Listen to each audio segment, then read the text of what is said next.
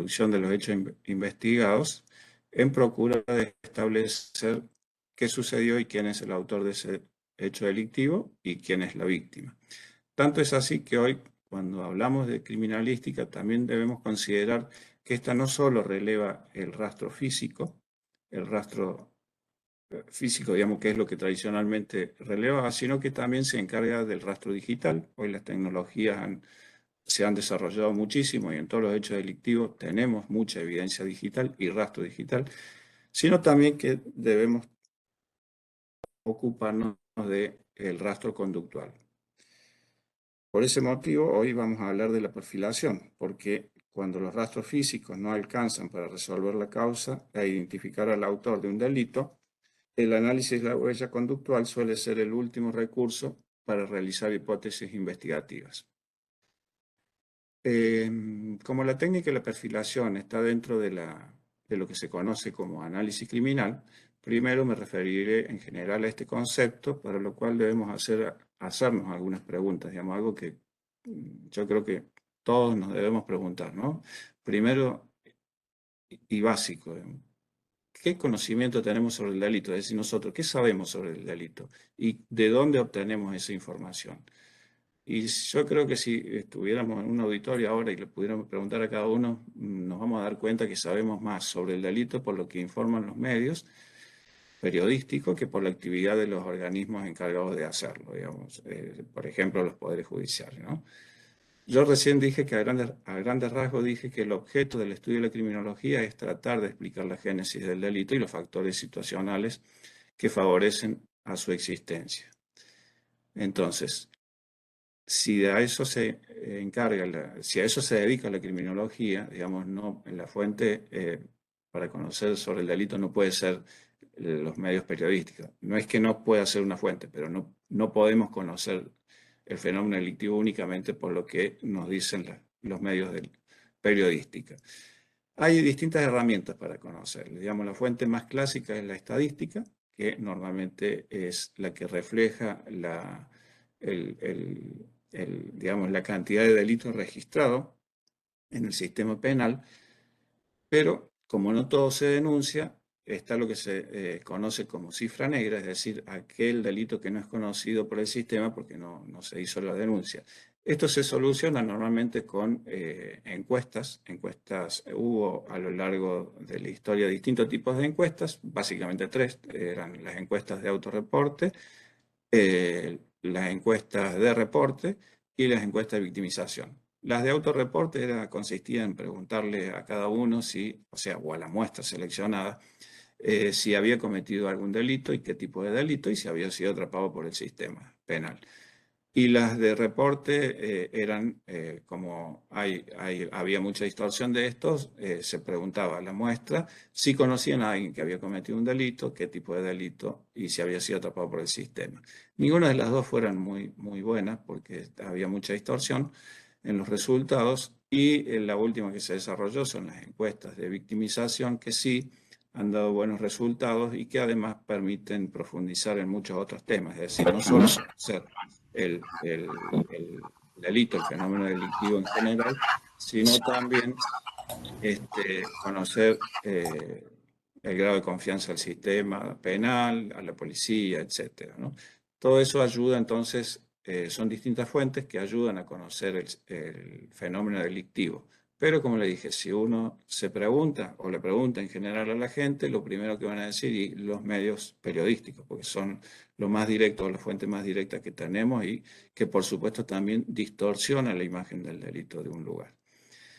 Otra pregunta que nos tenemos que hacer, digamos, si hablamos de análisis criminal, es ¿qué sabemos sobre la prevención del delito? Es decir, sabemos si la labor policial, por ejemplo, la labor prevencional es eficaz o no, es decir, los sistemas que están implementando son eficaces. Bueno, eso también requiere un análisis en particular, es decir, cada vez que se instrumenta un mecanismo preventivo se debería evaluar y ver si realmente fue eficaz.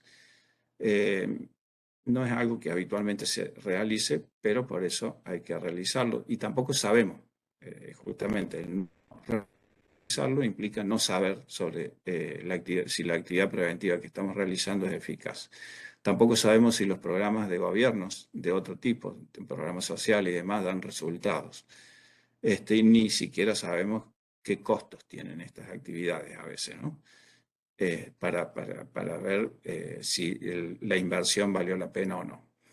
Por último, preguntas básicas que debemos realizarnos, es qué sabemos sobre cómo investigamos el delito. Y esto sí nos afecta directamente, porque es nuestra tarea. O sea, nosotros debemos investigar. No sé si esto que tengo acá. Perdón. Esta es una tarea específica de los ministerios públicos, la investigación del delito.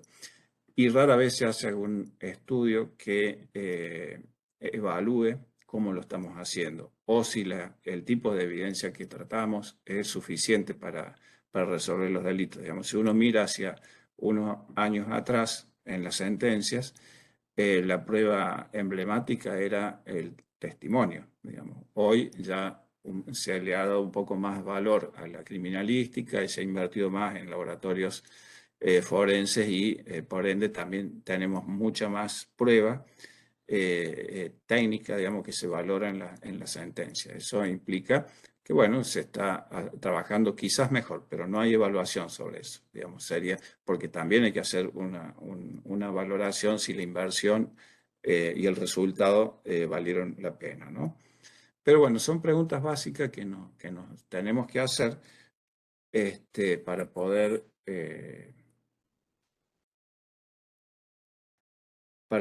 responder y primero conocer el fenómeno delictivo, conocer si estamos haciendo bien el trabajo preventivo, o sea, si estamos utilizando bien esa información para la prevención y luego para ver si estamos respondiendo adecuadamente en términos de investigación del delito. Hay gente que lo hace sin saber que lo hace. Es el caso de esta nota que les muestro acá, que dice hackeado por los motochorros. No la vamos a leer porque llevaría mucho tiempo, pero básicamente lo que reporta ahí el periodismo es que en determinada hora del día, más precisamente creo que era a las 14, en un determinado barrio se sucedieron muchísimos arrebatos y entraderas y demás. Y era porque los delincuentes se habían dado cuenta que en ese horario la policía hacía el cambio de guardia y entonces no había suficiente vigilancia en la zona. Eso vendría a ser una especie de análisis criminal invertido, es decir, los delincuentes estudiaron la situación, vieron cuáles eran las falencias del sistema y las aprovecharon. Entonces, a veces de eso se trata, ¿no? De estudiar la realidad para poder dar una respuesta adecuada. Entonces vamos ya al tema, ¿no? ¿Qué es el análisis criminal? Básicamente es una actividad que tiene por objetivo la producción de información para la toma de decisiones. Un poco lo que venía diciendo, ¿no? Hay que conocer el fenómeno para poder tomar decisiones. Es un método, entonces, o un procedimiento de sistematización y vinculación de información sobre el delito en un espacio y tiempo determinado que tiene por objetivo producir información útil para identificar patrones delictivos y tendencias del delito. Se trata del estudio de los distintos factores y elementos involucrados en la configuración de situaciones o hechos delictivos. El objetivo es buscar, organizar y analizar información relacionada a la ocurrencia de hechos delictivos, es decir, qué tipos de delitos se cometen, quiénes son sus autores, sus víctimas y cuáles son los lugares donde suceden con mayor frecuencia. Esto para producir información que permita entender el fenómeno delictivo en general y poder diseñar políticas criminales eficientes, así como para analizar casos particulares que respondan a un mismo patrón de comportamiento y poder esclarecerlos. En definitiva, el objetivo del análisis criminal es transitar de la reacción a la anticipación o del actuar a ciegas a conocer a lo que nos enfrentamos y racionalizar la respuesta. Y cuando se trata de analizar un caso concreto, es decir, investigar un caso concreto aplicando estas técnicas, implica decidir, que implica además decidir sobre los derechos de las personas, tanto del sospechoso como de las víctimas, implica tomar decisiones no arbitrarias, es decir, la toma de decisiones en base al conocimiento. Bueno, eso más o menos como un concepto general. Y lo que tenemos que ver, bueno, un poco ya lo dije, ¿qué actividades involucra el análisis criminal? Básicamente implica la búsqueda de información, clasificación de la información, análisis propiamente dicho y el informe. Hay distintos conceptos para esto, digamos, pero básicamente serían los 4 pasos. Se puede agregar dos más, digamos, uno que es ya las acciones inmediatas que esto genera y la evaluación de resultados.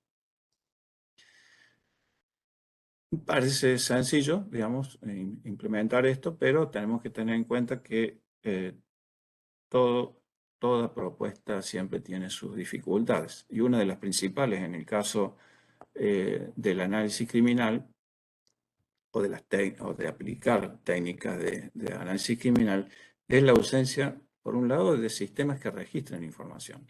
Es decir, todos tenemos ya en nuestros poderes judiciales sistemas electrónicos de gestión de causas y demás, pero ninguno, o hasta donde yo sé, fue concebido de modo tal que la información que va almacenando pueda ser utilizada para producir conocimiento y para aprovechar todo ese conocimiento para los casos futuros, ¿no? O para hacer, por ejemplo, las estadísticas de un modo mucho más rico del que se hace, que si ustedes miran en las páginas oficiales, las estadísticas son absolutamente básicas, digamos. Entonces tenemos ausencia de sistemas informáticos adecuados. Obviamente que existen sistemas informáticos específicos para este tipo de análisis, ¿no? Pero que no tienen que ver con los que se usan en el ámbito de los sistemas de gestión de causas. Un sistema conocido, y probablemente hayan escuchado hablar, es el BICLAS, que es un sistema de unión de casos. Es decir, este es un sistema que registra la información de hechos violentos.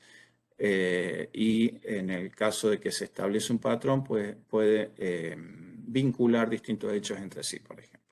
Esto requiere, digamos, la dificultad que tiene es que requiere de una carga masiva de información y de algunos años para que dé algún resultado. La otra dificultad es la falta de personal capacitado. En general, no hay formación en estos temas. Normalmente la investigación del delito está en manos de abogados, por un lado, que se dedican a la parte jurídica, y de la policía, por otro lado, que también tienen más funciones de prevención que de investigación. Otra de las dificultades es que hay mucho celo institucional normalmente y nadie quiere compartir información. Y la última es que, bueno, como lo mencioné en la actividad misma, digamos que todo resultado producto del análisis luego debe ser evaluado. Bueno, obviamente no hay una cultura de evaluación de resultados. Eso es una cuestión cultural nuestra que no nos permite evaluar las medidas que tomamos ni mejorarlas en consecuencia, ¿no? Bueno, entonces el objetivo del análisis criminal es realizar un diagnóstico de la criminalidad, es decir, medir la criminalidad que tenemos, analizar las causas y también conocer las tendencias, es decir, hacia dónde se desplaza. Es decir, esto puede tener distintos desplazamientos, ¿no? Puede ser tanto por el tipo de delito al que se migra o zonas a las que se migra por actividad preventiva o por cambio en los objetos de valor, digamos, en qué es apetecible dentro del delito. Otro objetivo es brindar una fuente valiosa de información para la toma de decisiones operativas y estratégicas, para, por ejemplo, apoyar un despliegue operativo eficiente, dar recomendaciones para implementar medidas de prevención o preparar información para la comunidad, porque también es una obligación nuestra. Nosotros, el Ministerio Público o el Poder Judicial en general, cuenta con muchísima información sobre el delito, pero rara vez la comparte con la comunidad. Y eso sería útil para las cuestiones preventivas. También permite evaluar el impacto de estrategias de intervención específica y proponer modificaciones para corregir errores o desviaciones. También puede generar indicadores de gestión operativa y proveer o sugerir líneas de investigación. Esto, antes de comenzar con esta charla, habíamos estado hablando con Pedro Villagrán sobre el tema de, bueno, cómo vincularnos también con organismos de investigación, porque si bien ellos nos pueden ayudar, nosotros también podemos ayudar, porque obtenemos muchos temas de interés científico, seguramente trabajamos con temas que pueden tener interés científico, y por otro lado, los institutos o organismos científicos también pueden brindarnos a nosotros conocimientos que nos ayuden, o sea, la aplicación de esos conocimientos pueden ayudarnos a la resolución de muchos hechos delictivos. Veamos, bueno, eso es en términos generales el análisis criminal, pero como todas las cosas siempre tiene su clasificación. El análisis criminal tiene, son como, o sea, hay distintos tipos de análisis criminales. Yo me voy a referir únicamente al análisis criminal estratégico y al operativo, que son los que más pueden interesar a un organismo como el Ministerio Público Fiscal, o sea, o a un organismo de investigación penal, ¿no? Ahí en la tablita, bueno, yo voy desarrollando los dos conceptos, pero quedan plasmadas las diferencias entre uno y otro. El análisis estratégico es el que se ocupa de problemas del fenómeno delictivo en general. Es decir, permite conocer la frecuencia, dinámica, modalidades y distribución geográfica del delito, identificar las situaciones y poblaciones de riesgo, etc. También permite conocer las tendencias históricas del delito, las proyecciones, las tendencias futuras y problemas comunitarios definidos de forma más amplia. Actualmente se trata de complementar la información general del delito con datos demográficos, socioeconómicos, de infraestructura y de uso del espacio, porque esto permite obtener una visión más completa de los problemas de una comunidad y así lograr respuestas más efectivas en la solución de estos problemas. Estos análisis permiten establecer la magnitud y las tendencias delictivas, hacer proyecciones, establecer concentración geográfica de delitos o de factores de riesgo, diseñar programas de prevención, etc. En definitiva, sus resultados nos permiten saber qué pasa y son útiles para definir políticas criminales de alcance a mediano y largo plazo. La unidad de análisis, y esta se ve un poquito reflejado en el cuadro, es la cifra global del delito registrado en un lugar y momento determinado, así como los resultados de encuesta y otra información sociodemográfica y económica. En cuanto al análisis operativo o táctico, se refiere a técnicas analíticas específicas que tratan de identificar patrones de criminalidad y de solucionar delitos específicos y de esta manera ayudar a los organismos de investigación penal.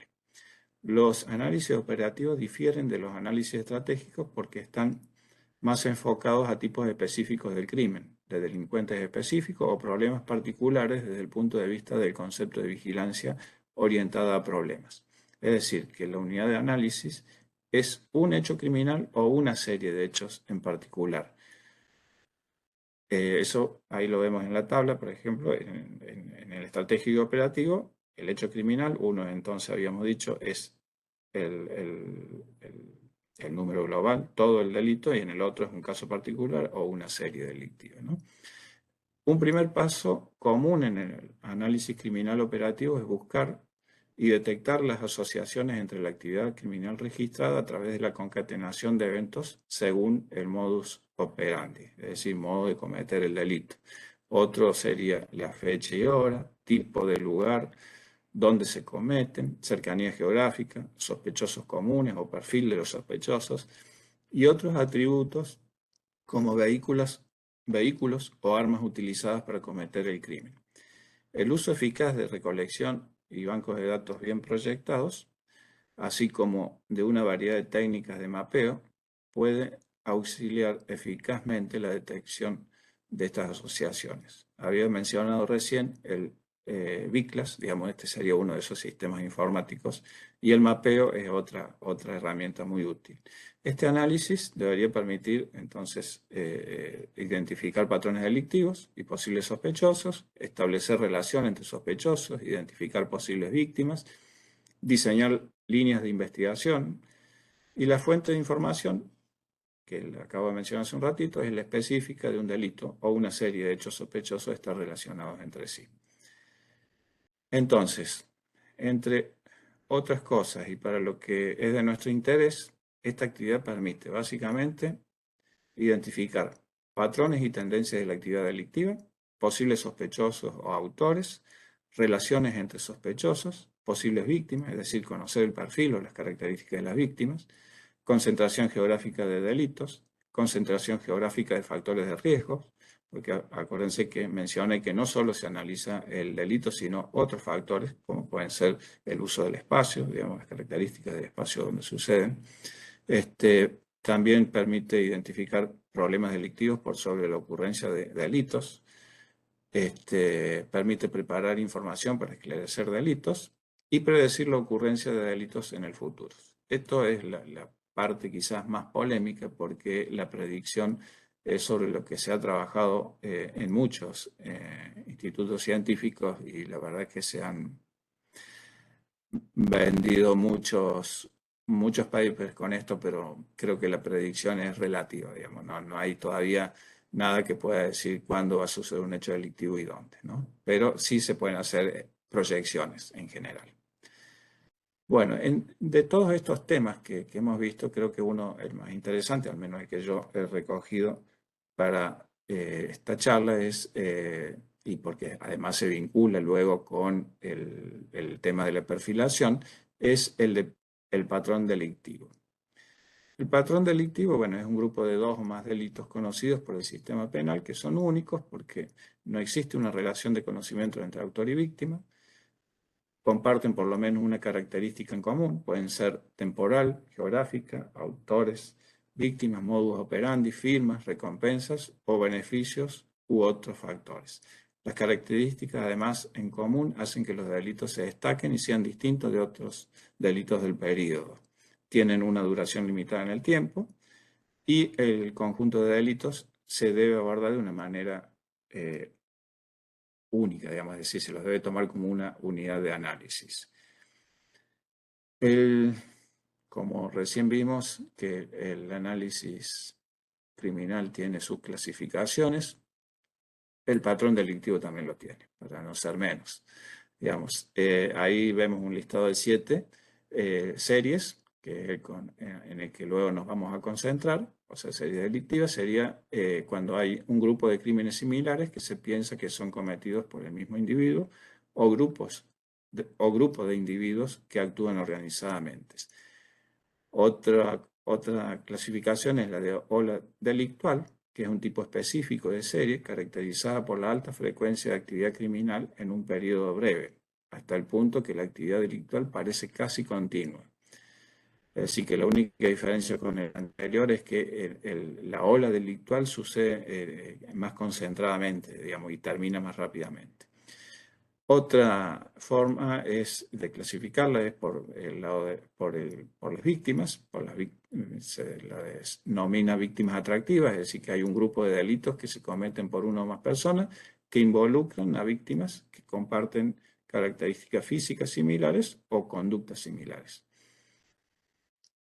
Otra forma de nuclearlo es, bueno, a través del producto atractivo, es decir, cuál es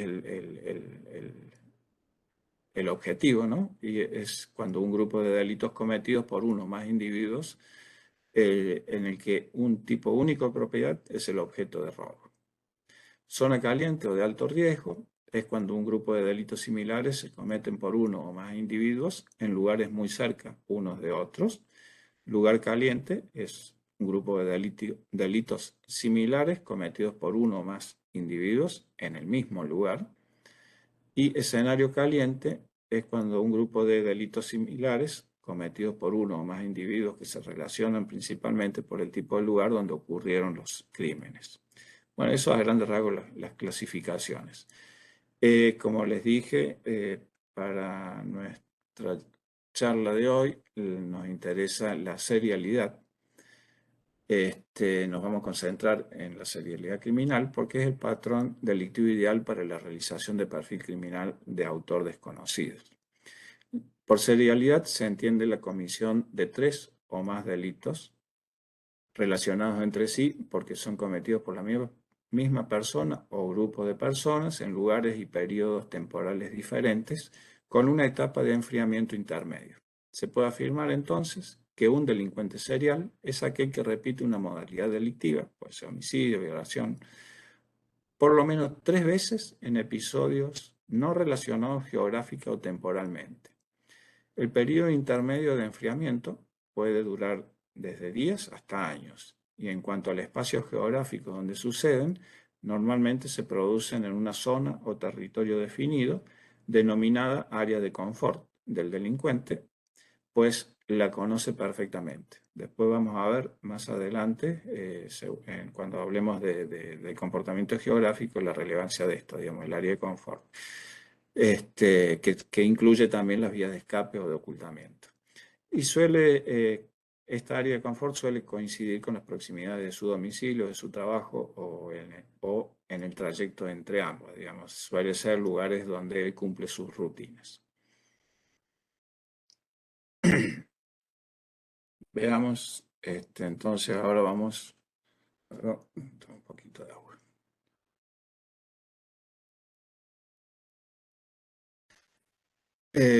Vamos a empezar entonces con la perfilación criminal. Bueno, la perfilación criminal se trata de una técnica que realiza una descripción criminológica del autor de uno o más delitos a partir del análisis de los hechos delictivos y del comportamiento desarrollado en ellos. Es una descripción física, psicológica, de estilo de vida y otras cualidades demográficas que lo hacen identificables. El objetivo es ayudar a los investigadores penales a entender un caso criminal, a vincular los distintos casos de una serie y a identificar a su autor a través de la reducción del número posible de sospechosos y para la elaboración de nuevas líneas de investigación. Estas técnicas de perfilación se instalaron como un recurso útil para el esclarecimiento de delitos violentos y de serialidad, cuando la investigación tradicional no podía aportar los elementos suficientes para identificar al autor de esos delitos. Les mencioné al inicio, cuando hablé en general de lo que íbamos a hablar, que digamos, el conocer sobre un fenómeno delictivo o sobre, en este caso, sobre las condiciones que puede tener un sospechoso, nos brinda o elimina, más que nos brinda, elimina la arbitrariedad en la toma de decisiones. Es decir, cuando uno está investigando un hecho delictivo y ha podido realizar un perfil de un autor, entonces puede tomar decisiones basadas en ese conocimiento y no arbitrariamente. Si uno tiene una serie de sospechosos, esto va a ayudar a poder decidir hacia cuál apuntar, digamos, mis hipótesis investigativas, ¿no? Porque de lo contrario, y la experiencia lo ha mostrado, al menos nosotros nos ha sucedido, que muchas veces la investigación, cuando no da buenos resultados, digamos, la frustración lleva a tomar medidas arbitrarias en pos de obtener algún resultado. Pero eso lo único que hace es empeorar no solo los resultados de la investigación, sino la imagen misma del organismo de investigación, ¿no? Por eso es tan importante a veces tener en cuenta estas herramientas, digamos, porque realmente nos dan elementos para tomas de decisiones más adecuadas y no arbitrarias. En cuanto a la perfilación, existen fundamentalmente 2 métodos sobre los que se asientan estas técnicas. El inductivo, que se basa en información estadística de delitos ocurridos en el pasado con autores conocidos, es decir, se toma un grupo de X, se estudia, digamos, se pone bajo estudio un grupo de delincuentes ya conocido para obtener información sobre ellos. Esta información luego es traducida a variables que se introducen en programas informáticos de espectro estadístico que permite relacionar patrones delictivos y obtener rápidamente una clasificación del probable autor. El principio que lo guía es que, y esto es importante, si un número de personas diferentes cometen delitos con semejanzas, evidentemente deben compartir rasgos de personalidad comunes. Es decir, esta es la clave, digamos, para este método, ¿no? Si hay personas diferentes que cometen delitos con semejanza, algo deben compartir, es decir, que tienen que tener rasgos comunes. Ese sería el principio. El otro método es el deductivo y se caracteriza por analizar exhaustivamente la escena del crimen, teniendo en cuenta las evidencias tanto físicas como psicológicas presentes en el mismo. Es más lento, requiere de un estudio específico del lugar, pero suele ser más eficaz para entender la motivación criminal, el modus operandi y la firma, y de esta manera obtener un perfil específico del autor de ese delito. De todas maneras, normalmente el sistema deductivo se nutre o complementa con resultados de estudio de los casos anteriores, es decir, del método inductivo. El objetivo que persigue cualquiera de los dos métodos es la elaboración de un perfil de autor desconocido para circunscribir campos de búsqueda con relación a sospechosos y lugares asociados a sus rutinas, así como para asociar distintos hechos delictivos con un autor o grupo de autores. En Estados Unidos, la técnica de perfilación fue utilizada por primera vez en los años 70 por un organismo de investigación y reconocida ya en los 80 como una técnica válida para la investigación de delitos sexuales. Su desarrollo fue precedido y acompañado por la aplicación de casos concretos de teorías criminológicas y también por estudios de casos que permitieron generar una base teórica importante, fundamentalmente a través de caracterizaciones de autores de delitos violentos, teniendo en cuenta distintos aspectos tales como la motivación, la conducta, las características de la escena del crimen, el comportamiento geográfico. Y en la década de los 80, y sobre esta misma base, esta técnica de perfilación se adoptó en otros países, como sucedió, por ejemplo, en Alemania, que es de donde nosotros tomamos nuestras técnicas y sobre la cual después me voy a explayar. Eso, para adoptar estas técnicas, de todas maneras se hicieron estudios criminológicos para adaptarla y validarla, ya que se tuvo en cuenta que las diferencias socioculturales existentes entre Estados Unidos y Europa impedían su simple adopción. Esto se realizó debido a que la experiencia en el desarrollo de programas a partir de problemas de las ciencias sociales o de la criminología muestra que no es posible la simple traslación de estos de una región a otra sin estudios previos que permitan su adecuación a las características socioculturales del lugar. Por este mismo motivo, luego de las primeras experiencias en la aplicación de esta técnica en nuestro ámbito, aprovechamos la existencia de varios casos de violadores seriales con condenas para hacer una investigación propia, cuyo objetivo era verificar los principios teóricos en los que se basan estas técnicas a nivel local. Sobre esto me referiré, como dije recién, un poco más adelante si nos alcanza el tiempo. ¿Cuáles son las presunciones, digamos, sobre las que se basan estas técnicas? ¿No? Hay tres por lo menos. Uno es que la personalidad del victimario no cambiará. Existe un acuerdo general con respecto a que el núcleo de la personalidad de un individuo no cambia de manera fundamental a través del tiempo. Una persona puede cambiar ciertos aspectos de sí mismo, pero los elementos centrales de la personalidad están establecidos y solo pueden registrarse alteraciones menores debido al tiempo, las circunstancias, las presiones en el momento, etc.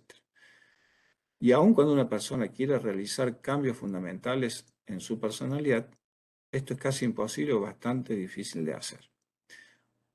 Otra de las presunciones es que la escena del crimen refleja la personalidad del delincuente. La presunción básica es la presunción básica del desarrollo de perfiles psicológicos que la escena del crimen refleja la personalidad del agresor.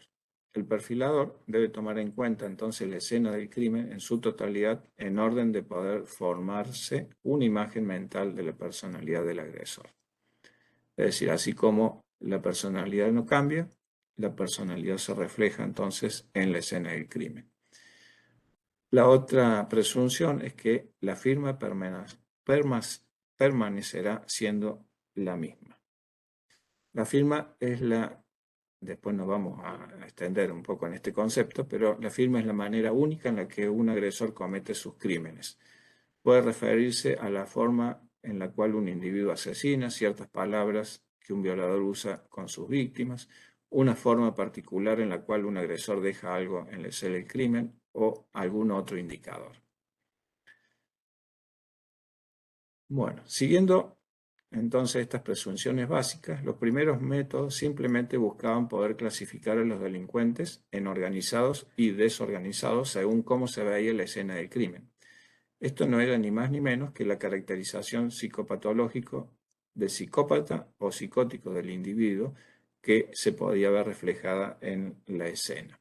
De esta manera, según las características de la escena, el investigador sabría qué tipo de autor buscaba. Esta clasificación, de todas maneras, tiene sus limitaciones. Por un lado, todos tenemos algunas características de una u otra clasificación psicopática, es decir, algunos rasgos, compartimos algunos rasgos de psicópata o de psicótico. Y por otro lado, no tuvieron en cuenta que en la conformación de la escena del crimen existe también, digamos, durante el desarrollo del delito, una interacción entre autor y víctima, es decir, que la víctima también aporta a la configuración de esa escena del delito y no porque esté desordenada implica que ese autor sea un psicótico, ¿no? Además de otras críticas más que se le han hecho que tienen que ver con la posibilidad del deterioro por el consumo, digamos, del deterioro del autor por consumo de drogas o alcohol, que también podría llevarlo a que eso se empiece a ver reflejado en la escena del delito. Esto llevó a que Alemania desarrollara el método de análisis operativo de casos, que es un procedimiento analítico que se propone entender lo mejor posible un hecho criminal desde una perspectiva criminalística y criminológica para extraer hipótesis sobre las causas y la dinámica del hecho delictivo y así poder elaborar un perfil de autor desconocido. Para ello, este método se concentra, digamos, se centra básicamente en la reconstrucción minuciosa del hecho en base a la prueba objetiva del caso. El propósito de la reconstrucción es reproducir e interpretar la conducta de su autor, ya que de esta forma se puede obtener información relevante sobre sus características y facilitar su individualización a través de la circunscripción de campo de búsqueda. Vamos a ver si... Bien. Vamos a hablar un poquito más de esto. Para la reconstrucción, bueno, dije que se centra en la reconstrucción. Para la reconstrucción del hecho se debe hacer un análisis cronológico y secuencial, es decir, hay que ordenar todas las conductas de manera cronológica y secuencialmente, tomando como punto de partida la última vez que fue vista con vida la víctima, en el caso de un homicidio, o el momento de ser abordada hasta la probable conducta que el autor pudo haber tenido luego de haber abandonado el lugar del hecho. Esta reconstrucción permitirá obtener una imagen del autor desconocido que abarca toda aquella información que tiene relevancia para el trabajo de investigación, es decir, todo aquello que lo hace individualizable, digamos, porque lo que mencioné antes sobre el tema del organizado o desorganizado tenía esa limitación, es decir, todos tenemos algún rasgo de los que podría tener el autor de un delito X y no por eso seríamos su autor, ¿no? En este caso lo que trata este método es realmente hacerlo individualizable, hacerlo distinto. Se trata entonces de información relacionada a su sexo, edad, estado civil o situación familiar, domicilio, grado de educación, profesión, oficio, posibles antecedentes penales, estructura de personalidad, aspecto físico en general y eventualmente la descripción de las conductas anteriores y posteriores al delito. Es decir, esto también puede aportar información útil a la hora de su búsqueda, ¿no? Bueno, para el análisis de la conducta del autor de un delito, debe tenerse en cuenta que todo delito tiene un esquema necesario de desarrollo empírico, en el sentido de que existen pasos para su comisión que inevitablemente deben realizarse conforme a la estructura fáctica propia del hecho de que se trate.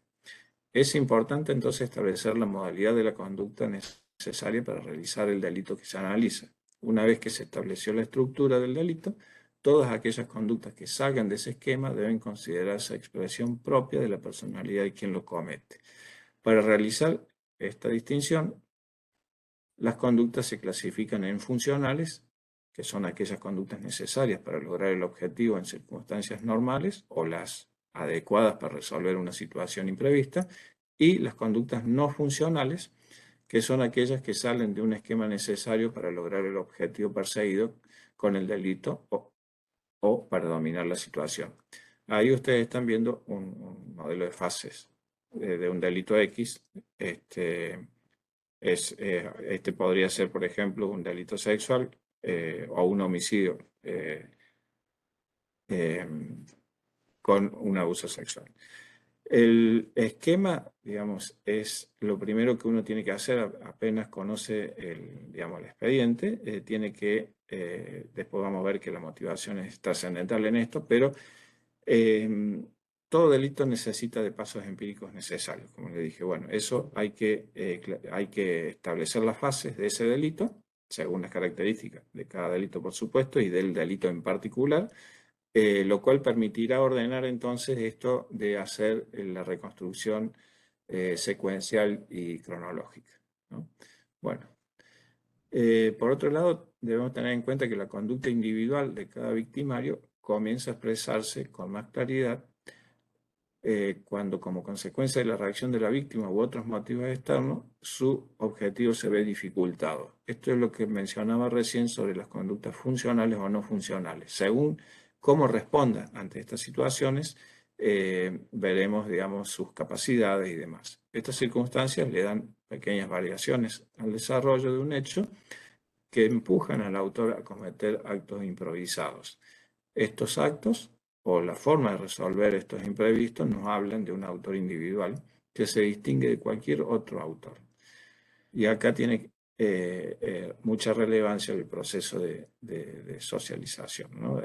¿Qué competencia ha podido adquirir a lo largo de su vida para resolver estas situaciones?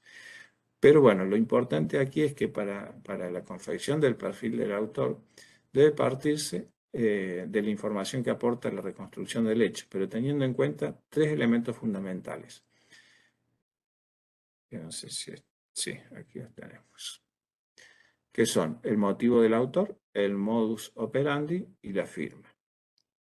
El motivo, esto es lo que fundamentalmente nos va a dar también un poco la estructura necesaria del delito, es todo hecho delictivo, digamos, es todo lo que se propone el delincuente con ese hecho delictivo. Es decir, en todo hecho delictivo existe la intención de obtener un determinado objetivo. Puede ser un motivo personal, de enriquecimiento, sexual, encubrimiento, etc. Puede tratarse incluso de un conjunto de motivos, pero siempre debe tenerse en cuenta que hay uno principal. Es importante establecer el motivo, ya que ello permite evaluar la conducta en función del objetivo buscado y así poder establecer su funcionalidad o no. Por modus operandi se entiende el modo de proceder seleccionado por el autor para la obtención del objetivo. Es decir, el modus operandi se compone de elementos tales como la forma de ingresar al lugar del hecho, la forma de seleccionar a la víctima, la forma de seleccionar el lugar, el momento. En general, todo aquello que nos hable de la modalidad empleada para obtener el objetivo y las conductas para lograr su impunidad. Es decir, recién dije yo que cada hecho delictivo requiere de determinados pasos empíricos para su concreción. Bueno, eso no quiere decir que haya un modo único de cometerlo. El modus operandi nos habla sobre la forma elegida por ese autor y por qué lo eligió nos habla de él, ¿no? Bueno, y la firma, esto es un dato de mucho interés, se entiende por firma aquellos comportamientos que salen de aquel esquema necesario para cometer el hecho y que hablan de la personalidad o psicología del victimario. Por ejemplo, una conducta que podía ser evitada pero que el autor la considera funcional para lograr su objetivo, puede indicarnos la existencia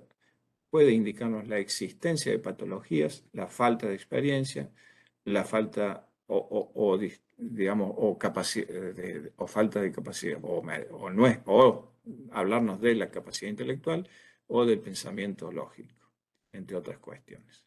Para entender bien entonces este concepto o estos conceptos, el modus operandi y la firma, el modus operandi tiende a asegurar la comisión del hecho, proteger la identidad del autor y evitar la fuga de la víctima. Es aprendido, es dinámico, evoluciona por ensayo y error, es decir, el delincuente aprende con el tiempo, es variable y los cambios pueden ser sustanciales, por esto mismo de que aprende, digamos, y puede perfeccionar sus técnicas, y es un comportamiento de orientación práctica, es decir, todo aquello que me permite cometer el delito que quiero hacer. En cambio, la firma introduce aspectos inusuales del autor en el hecho y en la escena del crimen, tiene matices únicos y son rituales, generalmente, es de tendencia estática y repetitiva, pero puede complejizarse. Y si ustedes recuerdan, al comienzo yo mencioné algo sobre la estructura de personalidad no se modificaba. Bueno, esto tiene que ver un poco con eso, digamos. Hay cuestiones que son repetitivas porque no se pueden modificar. Ejemplos de la firma es la utilización excesiva de violencia o métodos particulares de sujeción, de mutilación, destripamientos, maniobras sexuales pre y post-mortem, cortes de prenda de vestir y de cabello, obligar a la víctima a vestir determinadas prendas, obligar a la víctima a que repita frases o determinadas palabras, o en un hecho de homicidio cuando hay lo que se llama overkilling, es decir, una violencia exagerada. Bueno, un poco eso es lo que caracteriza a cada uno, y entonces la diferencia entre uno y otro es que el modus operandi es una violencia instrumental, es necesaria para conseguir los fines del delito, puede modificarse por evolución o por conciencia forense. En cambio, la firma o la tarjeta de presentación es una violencia expresiva, representa elementos de la personalidad del autor, puede evolucionar respecto a casos anteriores, pero algo se repite en cada caso. Eso tiene que ver con la fantasía según los psicólogos. Por otro lado, volviendo un poco al análisis del hecho delictivos, deben considerarse también otros o dos niveles de acciones. Digamos, además de la motivación, el modus operandi y la firma, debe tenerse en cuenta el nivel de acción primaria, que corresponde a las acciones del autor tendientes a lograr el objetivo que se propuso, es decir, la consumación del delito, y al nivel de acción secundaria o de camuflaje, que refleja las preocupaciones del autor del delito por disimular el hecho o simular uno distinto, tanto en la planificación como en las medidas que toma luego de cometido. Si bien ambos niveles se desarrollan juntos, y así deben considerarse en la lógica del comportamiento y en el análisis del delito, el nivel de acción secundaria de camuflaje ofrece aspectos interesantes de características de la personalidad del autor y sobre el grado de planificación y preocupación por no dejar huellas, que lo puedan identificar, ¿no? Bueno, esto en cuanto un poco, en términos generales, el método de perfilación, el método de análisis operativo de casos, es, digamos, que se centra en la reconstrucción, teniendo en cuenta todos estos elementos que les describí. Pero todo esto se basa en un marco teórico, es decir, ellos adoptaron las técnicas de perfilación de Estados Unidos, pero le agregaron un marco teórico que tiene que ver con la adecuación de los principios de la hermenéutica objetiva. A grandes rasgos, se puede definir la hermenéutica objetiva como un método de análisis e interpretación de textos dentro de sus respectivos contextos, considerándose que también la conducta humana puede ser considerada un texto y que, por lo tanto, puede ser analizada e interpretada según este método. Desde esta perspectiva, Se considera que las conductas sociales están dirigidas por reglas de competencia lingüística, de competencia comunicativa y de competencias cognitivas o morales, y que estas reglas son fundamentales para analizar el comportamiento. Estas reglas o códigos se impregnan en la personalidad de todo sujeto a lo largo del proceso de socialización, formando estructuras que permanecen latentes en su personalidad. Estas estructuras hacen que las conductas posibles de una persona estén condicionadas y, podríamos decir, casi predeterminadas. Esto se repite un poco, como ven, el tema de las estructuras latentes, aquello que en la estructura de personalidad no se puede modificar. Es decir, es lo más individualizable que tiene el ser humano, es lo propio, digamos, lo que fue marcando su personalidad a lo largo de la vida, ¿no? De todas maneras, si bien las conductas de cada persona entonces están condicionadas por estas competencias o estructuras latentes, en cada situación particular hay más de una acción entre las que una persona puede optar. Es decir, no es que sea un condicionante que no permite otra respuesta que una, sino que limita sí, pero siempre las situaciones ofrecen más de una alternativa. Es por ello que el análisis debe realizarse a través de la reconstrucción estrictamente secuencial de la estructura de la acción, ya que interesa determinar cómo fue que realizó determinada conducta y en qué contexto, e identificar dentro de ello las estructuras latentes que velan rasgos de una persona en particular. En este sentido, la hermenéutica objetiva afirma que en el contexto de una acción, junto a las acciones subjetivas perseguidas, también se representan los fenómenos conductuales que están fuera del control consciente de las personas, que son producto de las estructuras latentes. En otras palabras, en una acción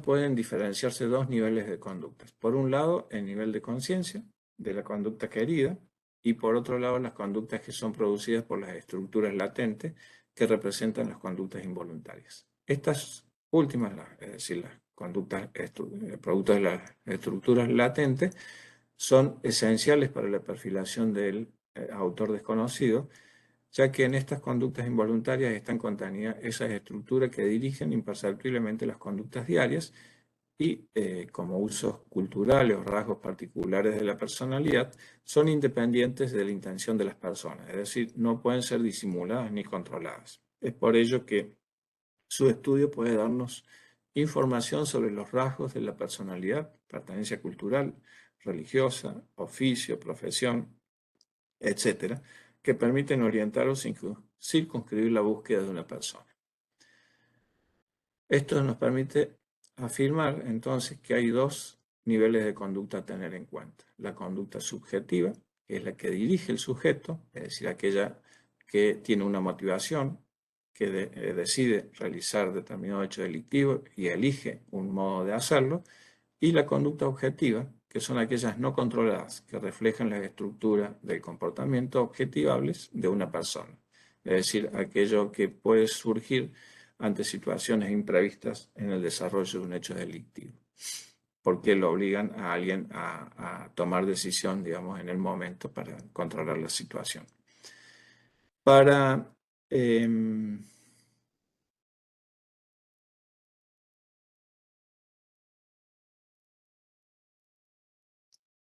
entonces hacer la reconstrucción del hecho delictivo, dije que se basaba en la prueba objetiva del caso. Bueno, la información necesaria entonces es básicamente la descripción del entorno del lugar del hecho, y esto en dos sentidos. En el sentido amplio, es decir, dentro de qué contexto social, geográfico está acontecido este hecho delictivo. Es decir, no se toma aquí el lugar en sentido estricto, es decir, dónde sucedió el hecho y dónde están los rastros o las evidencias, sino todo, dentro de qué contexto general. Es decir, sucedió en un pueblo, las características del pueblo, los servicios sociales que tiene ese pueblo, los sistemas de vigilancia, etc.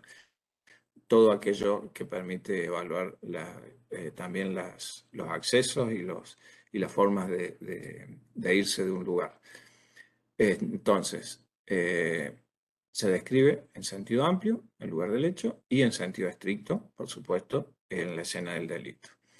También se tienen en cuenta las primeras medidas policiales tomadas en el lugar del hecho, considerando también la intervención de médicos o de terceros que pudieron haber alterado algo. También la información completa sobre las pruebas y rastros relevados en el lugar y los resultados de los informes de laboratorio. Los informes de medicina legal y forense, que establecen la causa y momento de la muerte o las lesiones, según el caso. El resultado de las investigaciones que se hayan realizado o las hipótesis que se hayan evaluado hasta el momento.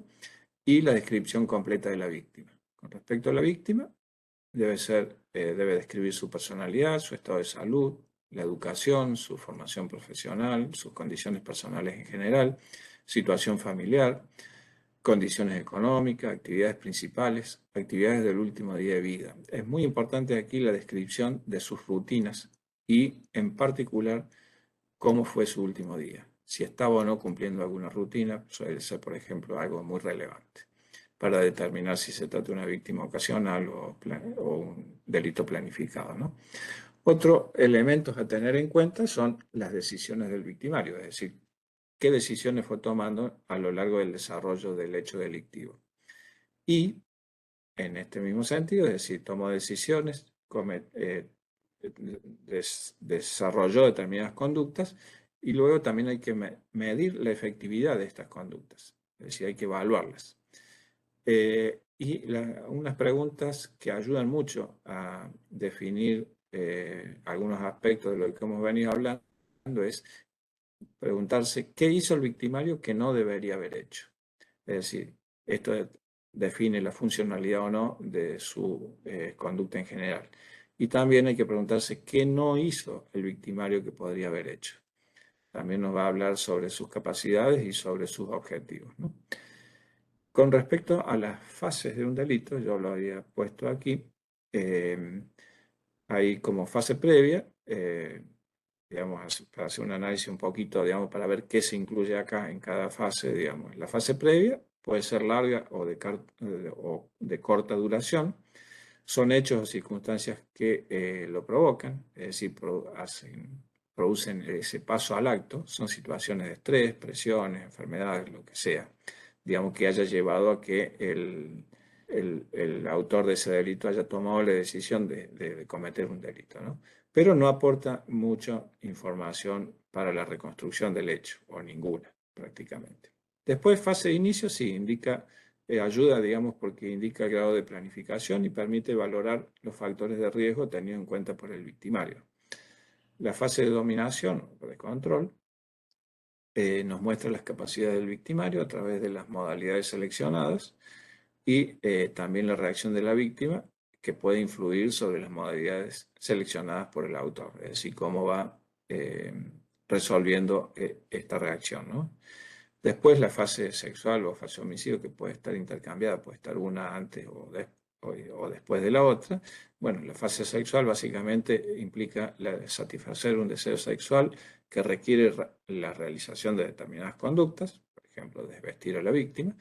Se tienen en cuenta también acciones sexuales primarias y secundarias y se tiene en cuenta el trato verbal. Eso es muy importante porque el trato verbal, yo les dije, una de los que conforman la personalidad digamos, a lo largo de la socialización de la persona está la adquisición de las competencias cognitivas también. Bueno, el trato verbal obviamente que refleja un poco eso, ¿no? Y en la fase de homicidio, bueno, que puede estar o no en los planes del victimario, evaluar si es una consecuencia querida o no querida, incluye una fase de consolidación o de duración indefinida, es decir, cuando el autor comete el homicidio, luego, bueno, ¿qué hace? Si reacciona inmediatamente o si tiene un tiempo hasta darse con lo que ha cometido, realizado o no. La fase de ordenamiento, que tiene, bueno, fundamentalmente fines para lograr la impunidad, implica la eliminación de pruebas, ocultamiento del cadáver, escenificación, es decir, para simular un hecho distinto al que se cometió. Y la fase de fuga, que es la modalidad utilizada para el abandono del lugar. En el caso de que, digamos, que no fuera un homicidio, sino simplemente un hecho contra la integridad sexual, digamos, cobra mucha significancia cómo deja la víctima y qué le recomienda. Digamos, eso hay que siempre indagar sobre eso. Y la fase posterior, que es igual a la fase previa, es decir, no nos aporta mucho, pero se puede reflexionar sobre qué pudo haber realizado el delincuente luego de haber cometido ese hecho. Bueno, la reconstrucción entonces, teniendo en cuenta el modelo que se haya desarrollado, tiene, tiene por objetivo analizar el desarrollo del hecho para establecer cómo sucedió. Es decir, debe ser una reconstrucción secuencial y cronológica. Creo que ya lo mencioné, pero bueno, lo reforzamos. Se debe hacer según el modelo de pasos necesarios para el delito y se tiene en cuenta entonces las conductas funcionales y no funcionales. En cuanto al perfil de autor, básicamente responde a la pregunta ¿quién pudo ser el autor de ese hecho delictivo? ¿Cómo es? ¿Cómo lo podemos encontrar? ¿No? Entonces, se trata básicamente de una descripción general del sujeto, una descripción física, su pertenencia sociocultural, sus habilidades personales, antecedentes penales, si puede o no tener antecedentes penales, la caracterización psicológica y la posible posible zona de anclaje o de retracción social, que esto ya lo vemos cuando hablemos del comportamiento geográfico, pero bueno, la zona de anclaje es aquel lugar donde el sujeto desarrolla sus actividades o desarrolló en algún momento de su vida sus actividades, es decir, es un lugar que lo relaciona a su vida y en el cual él se siente seguro y porque lo conoce, digamos, y sabe cómo manejarse en ese lugar. Básicamente, entonces, el perfil que se construye es todo aquello que lo hace distinto e individualizable. Este perfil de autor debe complementarse, obviamente, con un esquema investigativo que haga operativa esta información. La ventaja de contar con un perfil es que la investigación corre menos peligro de ser arbitraria o de realizar detenciones arbitrarias. Lo mismo sucede con la formulación de hipótesis de cómo pudo haber sucedido el hecho, ya que es una forma de programar la tarea probatoria y esto favorece la producción de prueba eficaz. Esto ya lo había mencionado un poco antes, pero vale la pena realmente reforzar este concepto. Digamos, cuando uno hace un análisis de un hecho delictivo, hace la reconstrucción, independientemente a que pueda haber realizado un perfil luego, digamos, como resultado final o no del probable autor, lo importante es que conocer, o sea, la reconstrucción nos permite saber qué sucedió realmente, cómo se desarrolló el hecho delictivo. Y esto nos da más herramientas para hacer búsqueda primero para desarrollar una hipótesis investigativa no arbitraria y en consecuencia buscar la prueba correcta, digamos, y no arbitraria. Lo mismo con un perfil de autor. Si tengo un perfil de un probable autor, voy a eliminar aquellas decisiones arbitrarias que puedan perjudicar a personas, digamos, porque una detención con alguien que, de acuerdo al perfil o las características de ese delito, no podría haber cometido, el daño que se le hace a esa persona es muy grande. Bueno,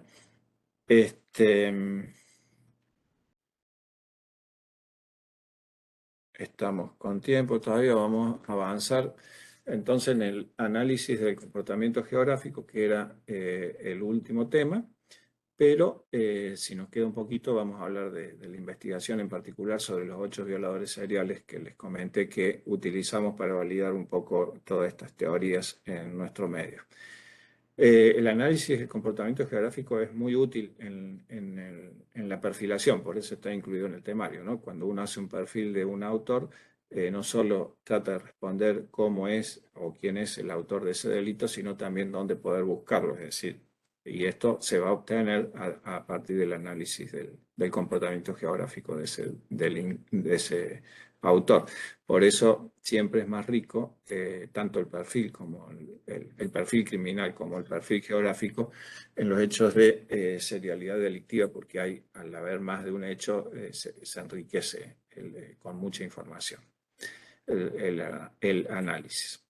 Pero bueno, entonces, el análisis del comportamiento geográfico, en términos generales, está relacionado a las teorías situacionales del delito. Estas teorías tratan de explicar por qué el delito sucede en determinado lugar, qué favorece que sucedan ahí y no en otro lugar, y lo vinculan al concepto de oportunidad, que es un poquito el concepto de oportunidad, es la confluencia de tres factores que ustedes ven ahí en el gráfico, es decir, cuando se confluyen tres factores como un autor motivado, un ambiente propicio, es decir, la ausencia de vigilancia, y hay una víctima potencial, se da el delito, digamos. Ese sería el concepto sobre el que trabajan las teorías de criminológicas, teorías situacionales del delito.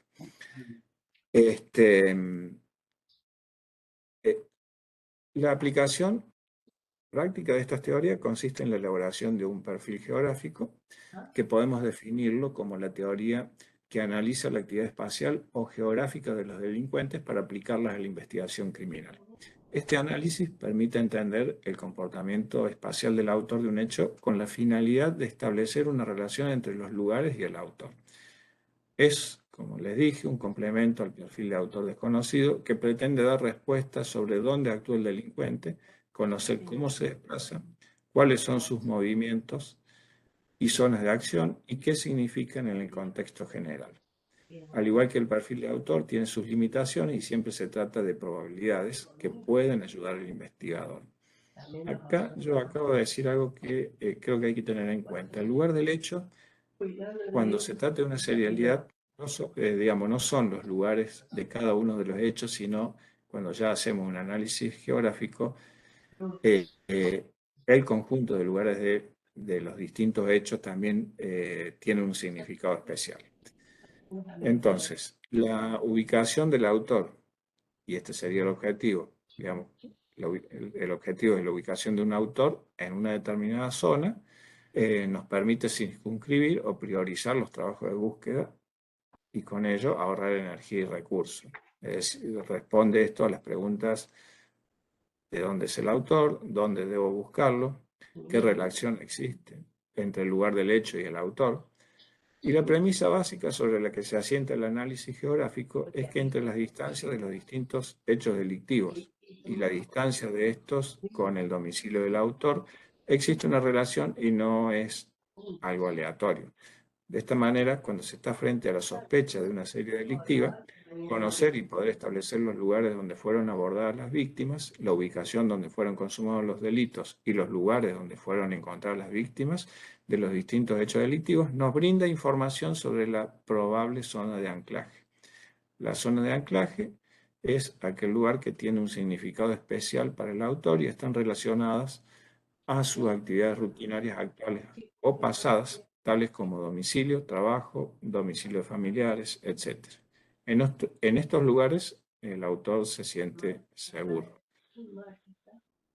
Para la interpretación de estos análisis es necesario tener presente que diversos estudios empíricos sobre la conducta de autores de delitos de violencia sexual han podido establecer que existe una relación entre distancia del domicilio y posibilidad de cometer un delito. En general, se ha establecido que los delincuentes no cometen delitos en las inmediaciones de su domicilio, llamada zona tapón o de seguridad, ya que allí podrían ser reconocidos fácilmente. También se ha observado que superada esa zona tapón aumenta la posibilidad de que una persona cometa delitos y que esta posibilidad a su vez comienza a disminuir a medida que aumenta la distancia con su domicilio. Del mismo modo, se puede establecer que la selección del lugar para la comisión de un delito nada tiene que ver con el mero deambular, y que más bien está ligado a ciertas rutinas del autor y a lugares que guardan relación con el domicilio del autor o con su actividad rutinaria. Esto tiene que ver con la teoría situacional. En este sentido, se destaca que en el análisis geográfico tiene especial importancia el lugar de contacto inicial entre víctima y victimario, ya que es el lugar donde se inicia el hecho y existe mayor probabilidad de que ese lugar esté relacionado con las actividades rutinarias del victimario. Es por ello que se puede afirmar también que en los delitos seriales, la acumulación de una serie en determinada zona indican una cercanía con el domicilio o zona de anclaje del autor. En los casos de violadores seriales se puede establecer también que los autores no tienden a ampliar progresivamente las distancias entre su domicilio y el lugar del hecho, sino todo lo contrario. Antes de pasar a la hipótesis del círculo, que es esta anterior, acá en la zona de confort, esta es lo que habíamos visto, la llamada zona tapón o de seguridad. Ahí lo que vemos es si en el centro está el domicilio del autor, bueno, en su entorno cercano no cometería delitos según esta teoría, sino que en una zona un poco más alejada. Pero a medida que la distancia se aumenta, también se reduciría la probabilidad de que cometa delitos. Con respecto a la hipótesis del círculo, que es otra que trata de analizar o describir el comportamiento geográfico, David Canter planteó que los lugares donde se cometen los delitos están relacionados con el domicilio del delincuente o con algún lugar importante para él. Hizo para eso un estudio del comportamiento geográfico de violadores y demostró que entre el 50 y el 75% vivían en un área que podía ser definida por un círculo cuyo diámetro une los dos lugares más alejados entre sí, llamándolo la hipótesis del círculo, tal como se ve en el gráfico que le estoy mostrando. A los delincuentes que viven dentro del círculo los denominó merodeadores, ya que se desplazan de forma radial hasta los lugares donde cometen sus delitos y luego vuelven a su domicilio. Al resto de los agresores que no viven dentro del círculo los denominó viajeros, ya que viajan desde su domicilio hacia un área donde cometen sus delitos. Después yo les voy a mostrar unos gráficos de casos reales donde se verifican estas teorías. Luego Canter, junto con Godwin, llegaron a la conclusión de que en la realización del perfil geográfico hay que tener en cuenta el lugar donde agresor y víctima tomaron contacto, ya que es este el lugar que más se relaciona con el domicilio del agresor.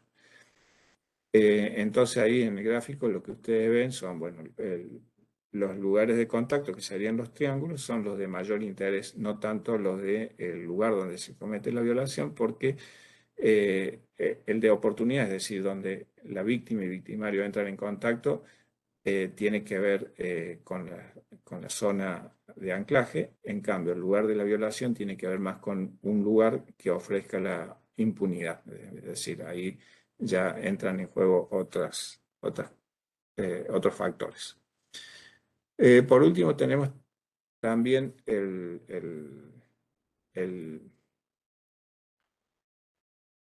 el principio de decaimiento desarrollado por Rosmo, que es un poco el gráfico este que le estoy mostrando y que acabo de explicar, que señalaba que a medida que un delincuente aumenta la distancia de desplazamiento para cometer los delitos, la frecuencia de estos delitos disminuye. Esto se relaciona con la preferencia por cometer delitos en la cercanía del domicilio y zonas en las que el delincuente se siente seguro. Rosmo aclara, de todas maneras, que existe también una zona de seguridad o tapón cerca del domicilio en la que el delincuente no comete sus delitos, ya que es una zona donde puede ser reconocido por sus víctimas o por testigos.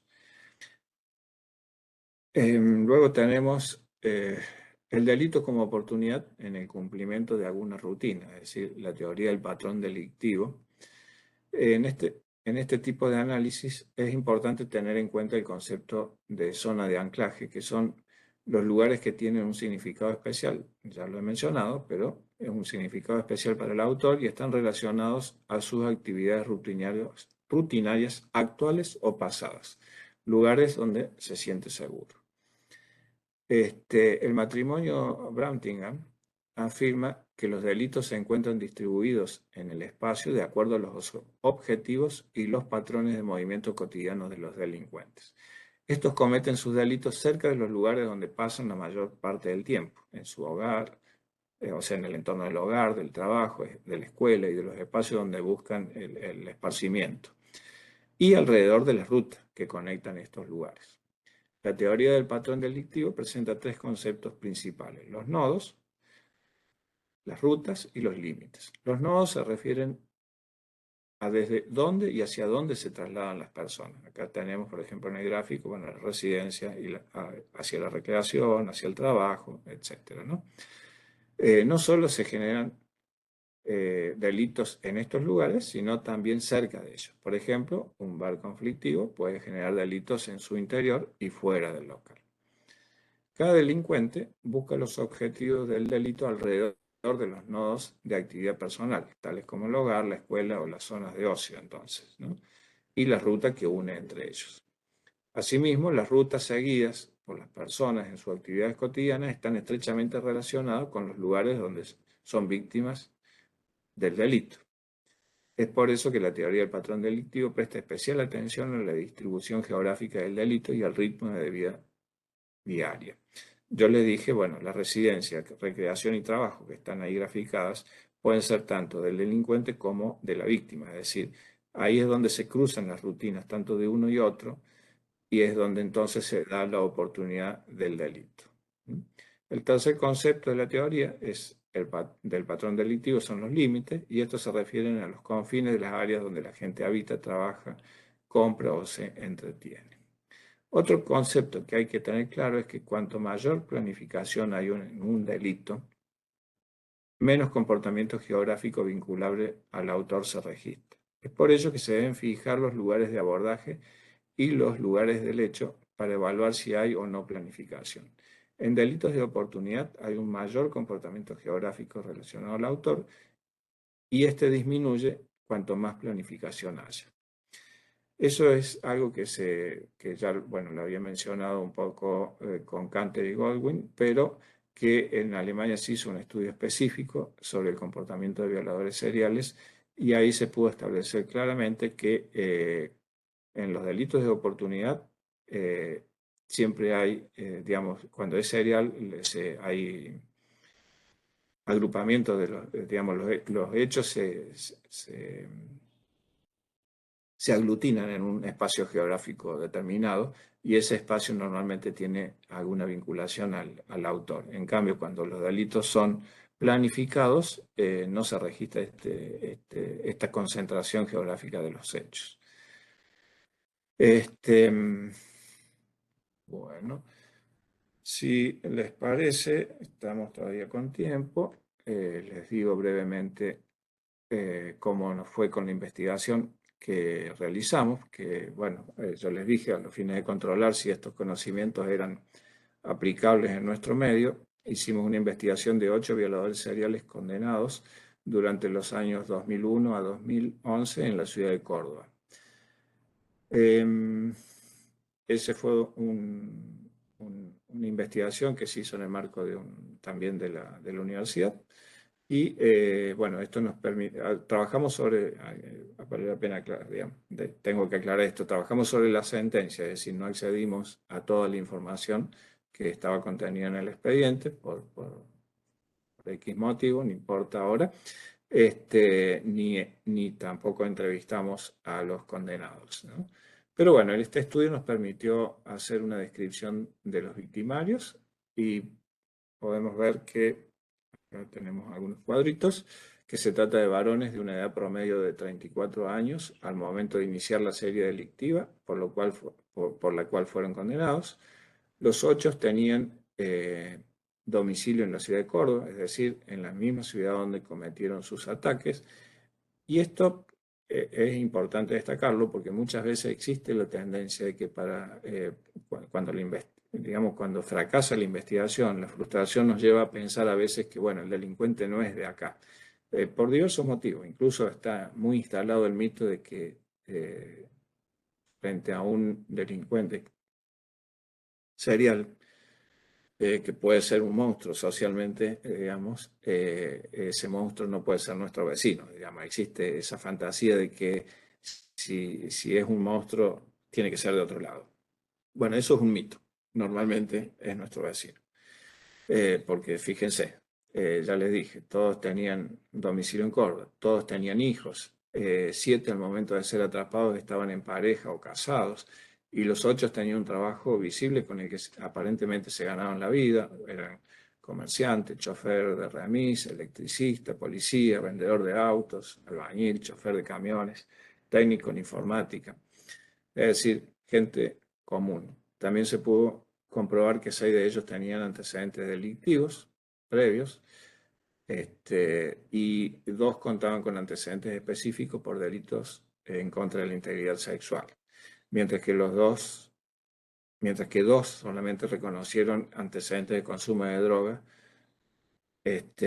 al declarar sobre sus condiciones personales.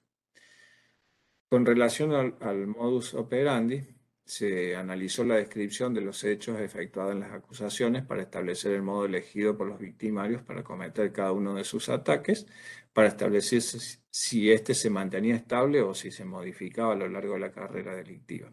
Se tuvo en cuenta, en particular, características de las víctimas seleccionadas, y modo de seleccionarla, la manera de tomar contacto con la víctima, la forma de iniciar y mantener el control de la víctima, lugar seleccionado y modalidad de comisión de la violación, y manera de abandonar a la víctima y al lugar del hecho.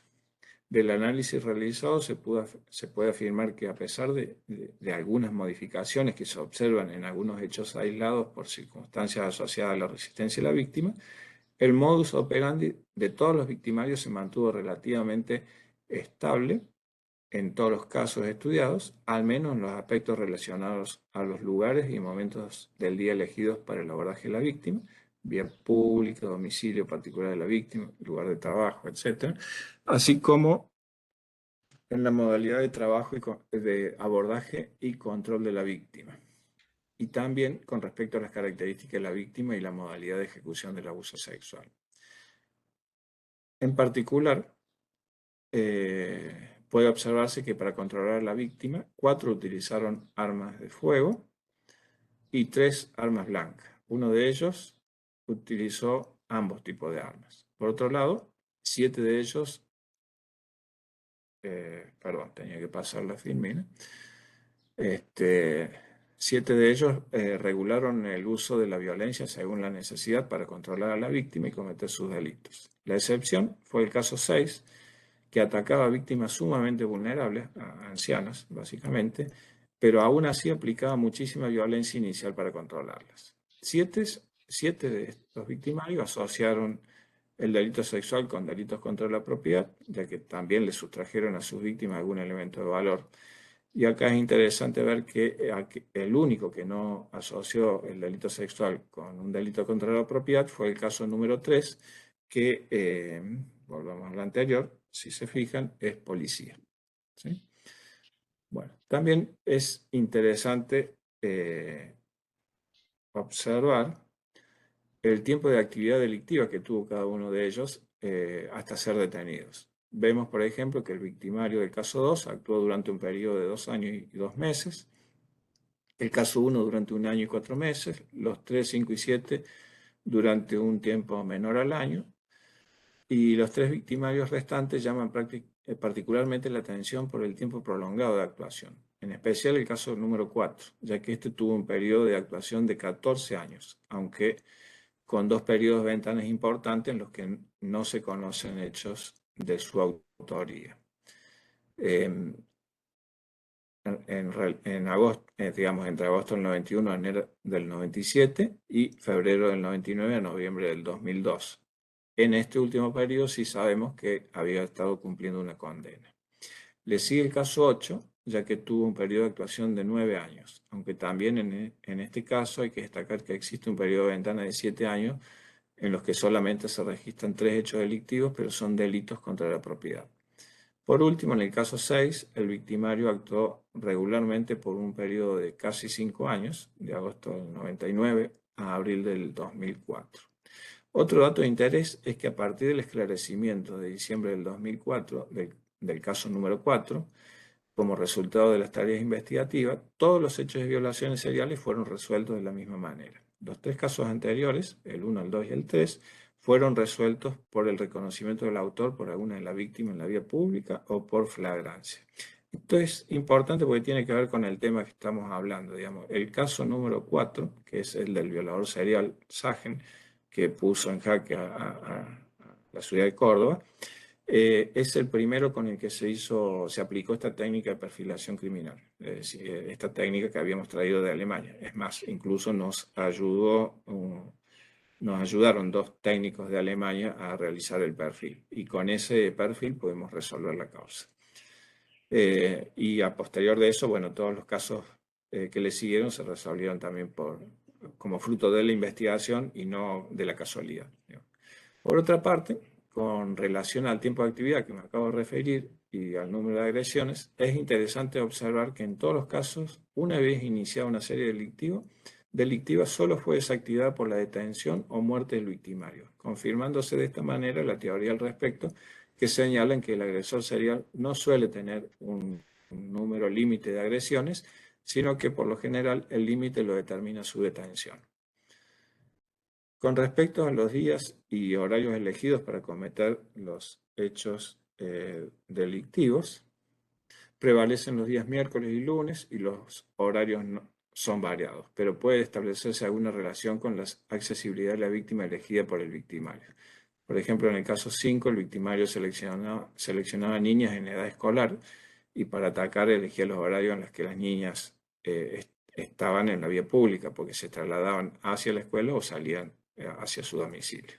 En el caso 1, el victimario seleccionaba mujeres que ofrecían casas a la venta, y los ataques se relacionaban a los horarios concertados con las víctimas para mostrar las viviendas, que normalmente coincidía con el horario de trabajo. En el caso número 2, el victimario elegía horarios en los que las víctimas se encontraban solas en las oficinas donde trabajaban, normalmente al mediodía, digamos. Y en el caso 6, elegía víctimas que se encontraban solas durmiendo en sus domicilios.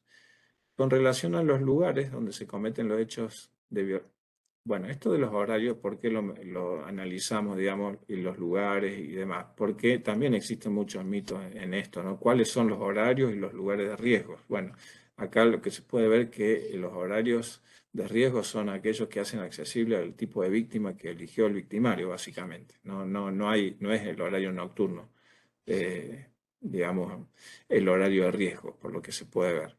En cuanto a los lugares, lo mismo. No es la vía pública fundamentalmente el lugar de mayor riesgo, ni el lugar deshabitado, es decir, un lugar donde hay poco control social. Al contrario, todos fueron cometidos, digamos, todas las víctimas fueron abordadas en lugares despoblados, ninguna fue abordada en lugares despoblados o descampados. Por el contrario, si observan, ven que hay 3 victimarios que eligieron ingresar a la casa de la víctima, se supone un lugar seguro. 3 fueron abordadas en la vía pública y en general a plena luz del día, o en lugares donde había una gran densidad de gente en la calle. Otro en oficinas donde trabajaban las víctimas, y otros, bueno, en casas sí que estaban deshabitadas, pues se ofrecían a la venta. Por último, con respecto al perfil de las víctimas, se hizo un análisis de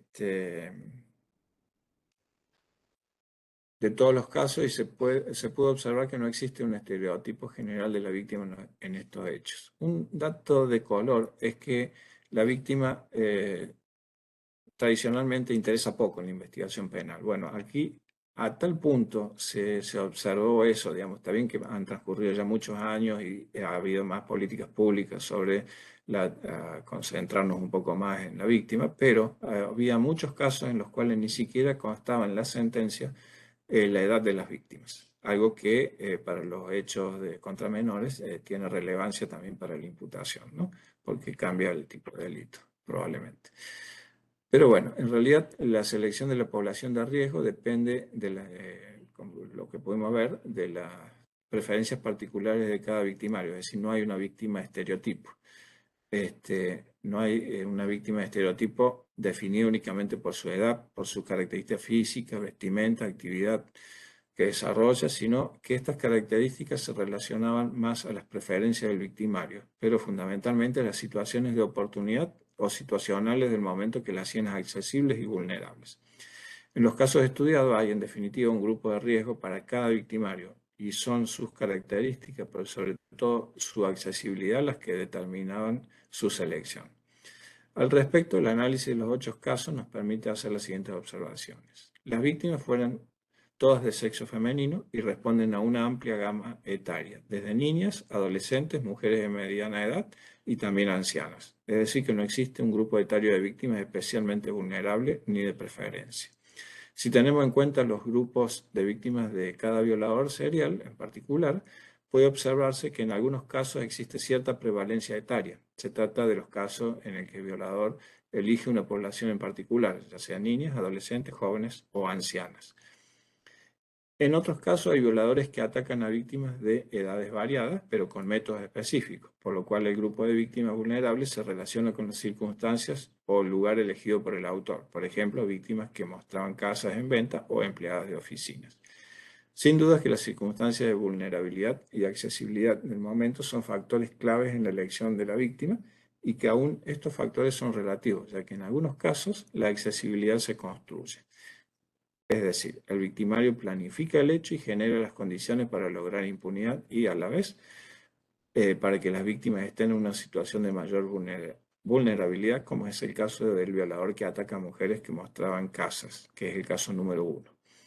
Con relación a la actividad que desarrollaba la víctima en el momento de ser atacada, no se relaciona con actividades de riesgos. Todas fueron atacadas mientras dormían, trabajaban o simplemente se desplazaban por la vía pública y, aunque en un caso predominan víctimas que estaban en la vía pública en horario nocturno, como es el caso 4, en general se trataba de lugares sumamente concurridos y cercanos al domicilio de la víctima. Esto en términos generales con respecto a la investigación. Y con respecto al comportamiento geográfico, también se puede observar que se verifican los principios de planificación y oportunidad que mencioné. Es decir, hicimos por cada uno de los violadores seriales un estudio de comportamiento geográfico que había desarrollado y podemos ver cómo se confirman estas teorías. El caso número 1, que era el que planificaba sus ataques, es decir, llamaba en los anuncios de casas que se ofrecían a la venta y pautaba un horario, un lugar, etc. Bueno, se puede ver que ahí en el extremo inferior derecho dice que está el domicilio del victimario. Se trazó el círculo de Cantor, digamos, tomando los dos lugares más distantes entre sí, y como vemos, obviamente se confirma la teoría de Cantor en el sentido de que dentro del círculo está su domicilio, pero este círculo abarca toda la ciudad de Córdoba. Es decir, refleja claramente que cuando hay planificación, no hay un comportamiento geográfico que lleve a la concentración de los hechos delictivos en un lugar específico. Acá están diseminados por toda la ciudad. Por el contrario, cuando el delito no es planificado, se puede ver cómo los hechos están concentrados en determinados lugares. Este creo que era el número 6. Tiene 2 lugares y luego 2 hechos así fuera de las zonas de concentración que no tienen explicación. Pero los otros se ve, digamos, que son 2 lugares en los cuales el autor tenía alguna actividad dentro de sus rutinas o la había tenido anteriormente. Y el caso, este sería el caso 8. Ahí podemos ver que los hechos se concentran cerca de su domicilio. Los círculos en verde son hechos únicamente de delitos contra la propiedad, es decir, no cuentan para los ataques sexuales seriales, pero podemos ver, y además se concentran porque es un centro comercial. Pero los hechos contra la integridad sexual están concentrados cerca de su domicilio. Y por último, este es el violador serial Sagen, que les mencioné, el número 4, en el que se puede ver la concentración en el mapa, digamos, de la ciudad de Córdoba. Lo verde y lo amarillo es porque son 2 periodos solamente, digamos, para distinguir los periodos de ataque. Pues yo les había mencionado que había un periodo de ventana. Bueno, pero la mayor concentración se da en el barrio de Nueva Córdoba, donde él desarrollaba algunas de sus actividades delictivas. Entonces, paralelamente a eso, también atacaba a las víctimas mujeres y las violaba. Bueno, esto un poco en general lo que tenía previsto contarles, pero quedó dispuesto, por supuesto, a las preguntas. No sé cómo las materializamos. Pedro, no sé Bueno, si estás por ahí. sí, sí, sí, sí, sí. Pues Perfecto. muchísimas gracias, Doc. Bueno, No, por favor. excelente. Bueno, queda abierto el espacio para las preguntas. Si alguien quiere preguntar algo, comentar algo, es el momento. Yo, mientras tanto, yo sí tengo dos cuestiones que quería consultarle, Doc. Sí, Mire, nosotros en los laboratorios hay un grupo de técnicos, ¿sí? Que hace rato que venimos dando vueltas con el tema de la información acumulada. Usted habló un poco de ese tema, ¿eh? Los laboratorios forenses somos, en definitiva, más allá de los análisis que hacemos, somos generadores diarios de datos. Eso es sí. lo que hacemos, generamos datos. Y lo que vemos es que esos datos se terminan perdiendo sin usar, o sea, se usan en la causa, ¿sí? Pero no se usan acumulándose, qué sé yo. ¿Por qué le comento esto? Yo, en contacto con la PDI de Chile, vi que ellos utilizan mucho los datos que sacan de sus laboratorios forenses para hacer procesamiento matemático de esos datos, por ejemplo, diseño factorial, análisis multivariable, y sacan conclusiones. Y les sirve, como usted bien decía, como para aprovechar el conocimiento y formular algunas medidas preventivas, ¿sí? A veces Sí. son claras, como por ejemplo accidentología, ¿eh? Un Ujú. semáforo que no anda, un peralte mal puesto o algo por el estilo, y otras que son más importantes, como recibo de disparo de arma de fuego. Pero, ¿usted cree, Doc, que nosotros podemos en este país, o hay algo, disculpe la ignorancia mía en la parte legal, ¿no? Eh, que podamos empezar a trabajar con esa información, con datos, porque no nos relacionamos al dato con la persona, Sí, digamos, sino al sí, dato sí. propiamente dicho. Exacto, sí, yo mencioné justamente al pasar que los poderes judiciales en general tenemos un cúmulo de información que sería muy útil, digamos, para la planificación de distintas políticas públicas, ¿no? Y es como vos decís, un laboratorio acumula muchísima información. Por supuesto que esa información fue utilizada para el caso específico y seguramente fue un gran aporte para resolver un caso, pero también podría tener otros usos, que es el uso científico, digamos. Yo creo que sí es posible y en particular creo que todas las provincias tienen alguna universidad y se alcanzaría con empezar a acercarnos a ellas, hacer convenios de colaboración. Creo que algo estuvimos hablando previo a esta charla, en los cuales nosotros podemos disponer o poner a disposición esa información para que se eh, produzca conocimiento con eso, que seguramente va a ayudar al diseño de políticas públicas, pero también a nosotros. Claro, O sea, porque nosotros a diario estamos tomando decisiones que quizás con estos conocimientos un poco ya más científicos podríamos tomar mejores decisiones.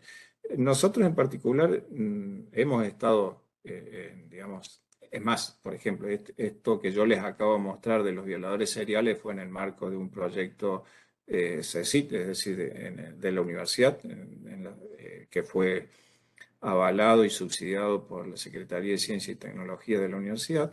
Y así podríamos tomar muchos otros temas para aprovechar, digamos, esto que nosotros tenemos. O sea, pero no estamos obligados nosotros a hacerlo. claro, claro, Nosotros lo que tenemos que hacer es por lo menos ponerla a disposición. seguro. Porque desde los institutos científicos hay mucho interés en contar con esta información y ellos pueden encontrar muchos temas que pueden ser utilizados para una tesis, para desarrollar un modelo X, un método de trabajo, etcétera. Entonces, quizás lo que tenemos que mostrar es un poco más de apertura, acercarnos al sistema científico y ofrecer la información que tenemos para que ellos puedan desarrollar ciencia. Si nosotros podemos ser incluidos, obviamente mejor, porque Claro, también a nosotros eso nos va a abrir la cabeza, digamos, y seguro. vamos a Ah, hacer de otra forma el trabajo. Yo creo que es posible, bien. ya respondiendo puntualmente, ¿no? pero requiere esto, de una mayor apertura, normalmente el Poder Judicial o los organismos de investigación son muy cerrados, o sea, Claro, tienen mucho celo por esto de la confidencialidad y demás de los datos, porque obviamente son datos sensibles que tienen que ver con personas en particular, etcétera. Pero bueno, el dato también se puede aislar de modo tal que pueda ser un dato útil para la ciencia y producir conocimiento. Yo creo que hay que generar esta apertura hacia los sistemas científicos y seguramente nos vamos a enriquecer todo con eso. seguro. Y la otra, Doc, que era una observación, mire, con toda la inversión que tenemos en nuestros laboratorios forenses, yo creo que es muy importante poder valorar cómo funcionó la relación entre la inversión que se realizó y los resultados que se van alcanzando. Yo creo que esa es parte de que estamos debiendo nosotros como técnicos también, ¿sí? Las estadísticas de cómo vamos. O sea, yo creo que estamos siendo aislados, digamos, dentro de nuestro propio país, ¿sí? Llegando a Mm, estadísticas propias, pero no compartirlas, porque creo que eso va a ayudar sí. después a hacer un poco más eficiente todo el sistema forense en nuestro país, quizás haciendo centros especializados en ciertas provincias, no en todas, por ejemplo, ¿no? No sé, cosas por el estilo. ¿No? Sí, sí, la inversión en tecnología es muy cara y tendemos normalmente en nuestro país a replicar las inversiones en cada uno de los lugares, ¿no? Quizás, como vos decís, sería más racional e inteligente concentrar los esfuerzos para poder adquirir mayor tecnología y luego cooperar, digamos, entre todos para que lo podamos utilizar. Em, Estadísticas sobre el uso que le damos y resultados que nos da, creo que no hay. Eso sería un buen tema de investigación, por ejemplo, evaluar eh, qué incidencia tiene cada uno de estos informes que se producen en los laboratorios en la resolución de una causa. Ese es un estudio que nunca se ha realizado, hasta donde yo sé, y que sería realmente muy provechoso.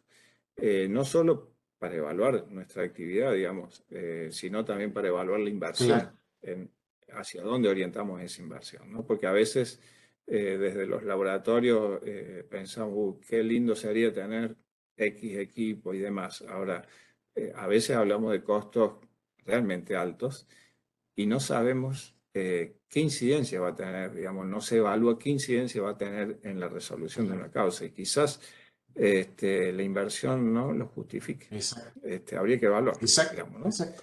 O si se justifica, si se hace un esfuerzo conjunto, se compra uno y se dispone para todos los laboratorios, digamos, ¿no? Exacto. Eh, Creo que son análisis que hay que hacer a la hora de invertir, pero también a la hora de trabajar, también evaluar cómo lo estamos haciendo y si estamos siendo eficaces, ¿no? en lo que hacemos. Seguro, seguro. Gracias, Doc. ¿Alguna pregunta? Natalia, tenés la manito, no sé si querés hacer una pregunta. Sí, no, yo quería hacer a ver, un reconocimiento, la verdad que excelente, doctor, su ponencia, muy enriquecedora, y resaltar esto que usted lo resaltó al final en relación al tema del rol de la víctima, ¿no? Que por tantos años se la tuvo olvidada Sí. y cuánta información nos aporta realmente el poder abordar los aspectos de la víctima, más no solo en los delitos de índole sexual, sino en el tema de los homicidios, ¿no? Seriales sobre todo, es fundamental poder abordar la victimología. Era eso simplemente que quería agregar. ¿Mm? Sí. Bueno, muchas gracias por el comentario, porque sí es cierto, es uno de los temas, digamos, que la victimología ha trabajado por años en esto, ¿no? Desde distintas perspectivas, pero sí, la cuestión es darle visibilidad a la víctima también. Exacto, exacto. Más, Un poco nuestra obligación en los ministerios públicos, en el ujú. Poder Judicial, cuando hacemos todo este trabajo, también es darle un lugar a la víctima. Exacto, exacto. Sí, porque tiene mucho, mucho para contar la víctima Sí, dentro de lo que es la sí, dinámica sí, del sí. delito. ¿Mm? Ujú, sí, sí, sí. Y es la pieza central. Ujú, O sea, nunca conocemos un delito si no hay una víctima. Es decir, ujú. lo conocemos por ella, y todo lo que hacemos lo debemos hacer por ella. Así es. Por eso a veces hubo alguna vez, digamos, alguien que se enojó cuando yo dije, bueno, lo primero, muchas veces, a veces cualquier investigación empieza por investigar a la víctima, porque Ujú, la víctima nos brinda muchísima información. sí.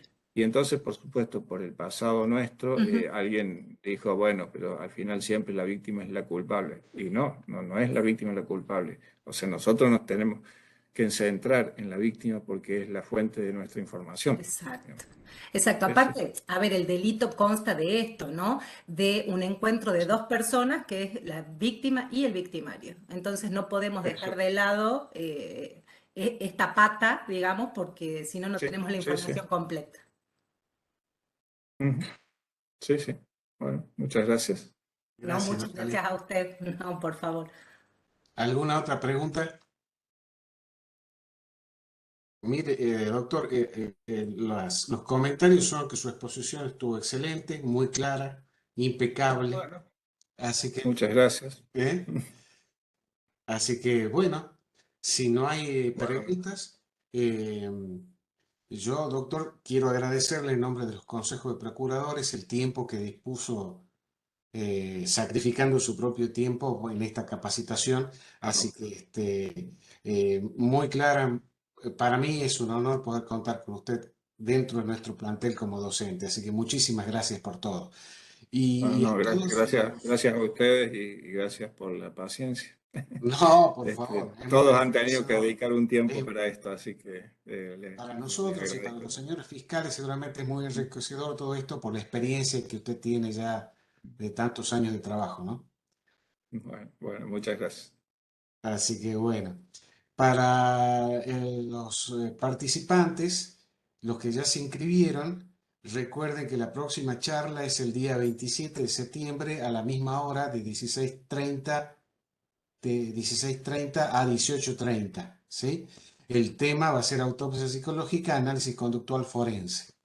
Así que bueno, si no hay ninguna pregunta, ninguna consulta, les agradezco la participación de todos por haber estado con nosotros y espero que les sirva. Les repito, toda la información luego va a estar disponible seguramente en la página del Consejo de Procuradores, es cuestión de unos días, ¿eh?